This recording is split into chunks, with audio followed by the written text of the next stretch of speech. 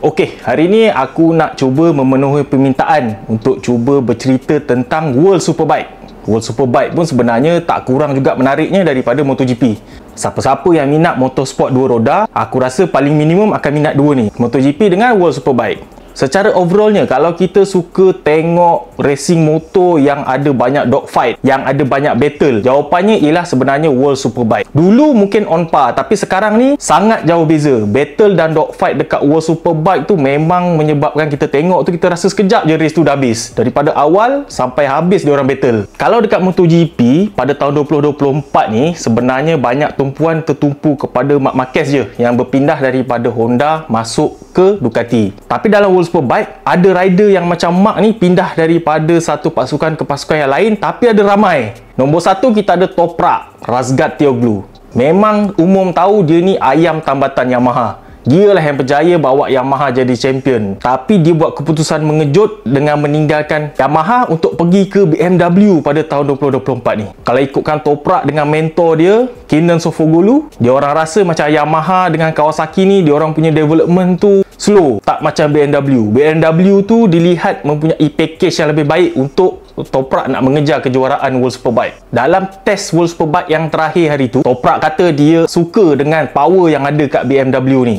Itu pun dah macam satu petunjuk baik dia bakal bagi saingan dekat Alvaro Bautista yang dominasi World Superbike dengan Ducati. Lepas tu kita ada Jonathan Rea, 6 kali juara World Superbike, pun membuat keputusan mengejutkan dengan meninggalkan Kawasaki yang dia menang 6 kali kejuaraan berturut-turut tu untuk pergi ke Yamaha ganti Toprak tadi. Ini macam cerita Marc Marquez, tapi ada Toprak, ada Jonathan Rea. Tak cukup dengan tu, ada banyak ex MotoGP yang beralih arah ke World Superbike. Contoh dia, kita ada Sam Lowe yang selalu fight untuk kejuaraan motor tu, cuma dia tak bernasib baik, dah berpindah ke World Superbike tahun ni untuk bawa Ducati Mark VDS. Tim yang sama dalam motor tu, tapi kali ni dalam World Superbike. Lepas tu kita ada Nicolo Bulega. Ini rider VR46. Dulu race dekat Moto3, Moto2. Tahun lepas dia masuk World Super Sport dan jadi juara World Super Sport. Tahun ni dia masuk ke kategori Superbike untuk bawa Ducati Factory untuk berdamping dengan Alvaro Bautista. Kita juga ada Remy Gardner, champion Moto2 dengan KTM dulu, dan kemudian dia masuk ke MotoGP dengan KTM, tapi sebab KTM terlampau ramai sangat rider, dia kena tendang, dia masuk World Superbike dengan Yamaha. Tahun lepas ialah tahun rookie dia. Tahun ni mungkin dia akan muncul untuk bersaing dalam grup-grup depan. Lepas tu kita ada pula Danilo Petrucci, pun bekas rider MotoGP Ducati Factory. Dia juga adalah pemenang satu stage dekat Dakar dan sekarang bawa World Superbike, juga menunggang Ducati. Ada lagi list, bukan tu aja. Andrea Iannone yang kena gantung perlumbaan dulu sebab mengambil bahan terlarang, dia punya tempoh penggantungan tu dah habis dan dia kembali ke dalam World Superbike, naik Ducati juga. Kita juga ada Xavi Vierge daripada Moto2 dulu, sekarang ni dia bawa HRC Honda dekat dalam World Superbike, bawa CBR 1000. Nampak kan berapa banyak rider yang berprofil tinggi yang bersaing dalam kelas Superbike untuk tahun 2024 ni. Tanpa diorang ni pun race Superbike selalunya memang battle. Bayangkanlah pula bila diorang ni masuk untuk join the party. Memang aku rasa hampir 100% confirm race tahun 2024 ni World Superbike guarantee shock tengok. Ada satu benda yang sama dalam World Superbike yang sama dengan MotoGP, iaitu dominasi oleh pasukan Ducati. Boleh dikatakan kerana dominasi inilah bos World Superbike, Gregorio Lavilla, mengambil keputusan untuk gubal semula undang-undang, update semula undang-undang untuk pastikan dia punya persaingan tu kembali sama rata untuk semua orang. Kalau ikutkan mindset dia, dia nak jadikan World Superbike ni bersaing dengan lebih sengit dan juga seronok untuk kita sebagai peminat motosikal ni tengok race tu. Apa yang kita nak, iaitu dogfight dan juga persaingan yang sengit, yang ada battle setiap kali race. Tapi dia kata undang-undang ni perlu diperhalusi dan dibuat dengan berhati-hati supaya dia seimbang, taklah terlampau menghalang sangat development motor dan juga taklah longgar sangat sampai boleh ada yang dominasi teruk sangat. Target dia, KPI dia lah, senang cerita, dia nak semua pasukan dan pelumba yang bertanding dalam World Superbike ni,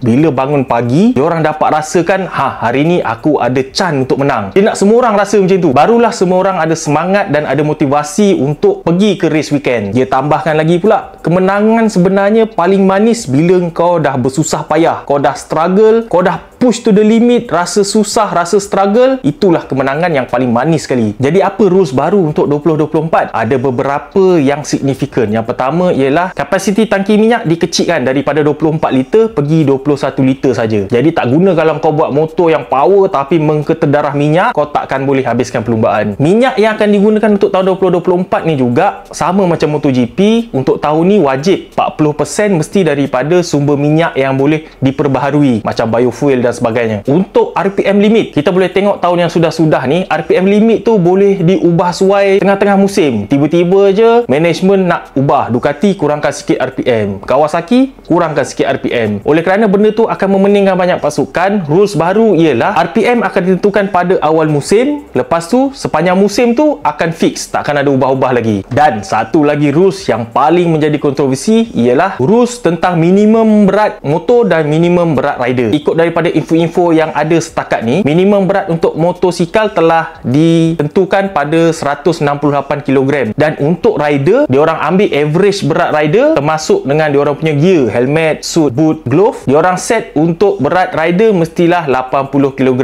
minimum. Jadi apa jadi kalau rider kurang daripada berat 80 kg ni? Untuk setiap kilo yang kurang daripada 80 tu, rider tu kena tambah berat pada motosikal tu sebanyak setengah kilo. Maknanya katakanlah berat rider tu 70 kilo, 10 kg kurang daripada yang ditentukan, kena tambah 5 kg dekat motosikal. Diorang kena gunakan weight ballast. Alvaro Bautista ada bagi komen dekat rules yang terakhir ni. Dia kata ini nama dia rules anti Alvaro Bautista. Sebab sebenarnya dalam grid tu, rider yang paling ringan sekali ialah Alvaro Bautista. Confirm dia kena tambah weight ballast dekat motosikal tu. Secara ringkasnya bila kita tengok, kita akan rasa benda tu macam biasa je. Sebab rider tu kurang berat, dia cuma tambah berat dekat motor. Jadi secara overall je, berat dia akan jadi lebih kurang sama dengan rider-rider lain. Jadi nampak macam jadi adil lah, betul tak? Tapi sebenarnya meletakkan berat sebenarnya mengganggu dinamik motosikal tersebut. Berat tu, cuba kita bayangkan kalau berat tu diletak dekat bahagian belakang motor, dinamik motor tu akan berubah. Rasa dia akan lain dekat corner, rasa dia akan lain dekat handling. Untuk perbandingan dengan race-race lain, pertambahan berat balas yang digunakan selalunya bawah 10 kg. Lebih daripada tu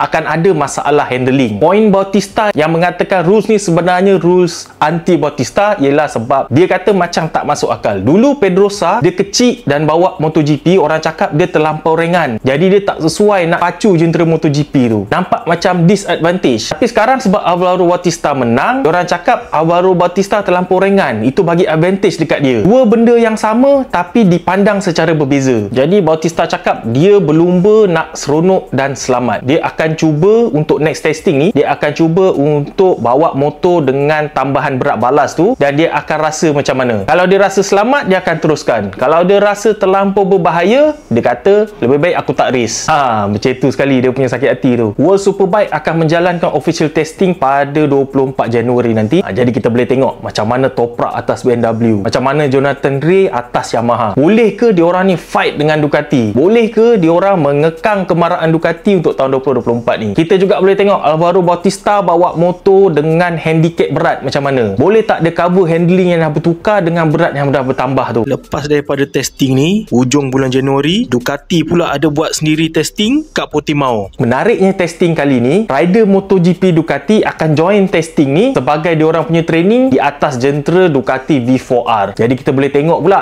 kalau rider MotoGP dengan rider World Superbike atas motor yang sama, macam mana diorang punya prestasi. Ada jauh beza tak? Cuma tak pasti rider MotoGP akan gunakan motor standard ataupun spek World Superbike. Rasanya cuma gunakan spek standard sebab diorang cuma nak training. Sama-sama kita tunggu testing tu nanti. Jumpa lagi.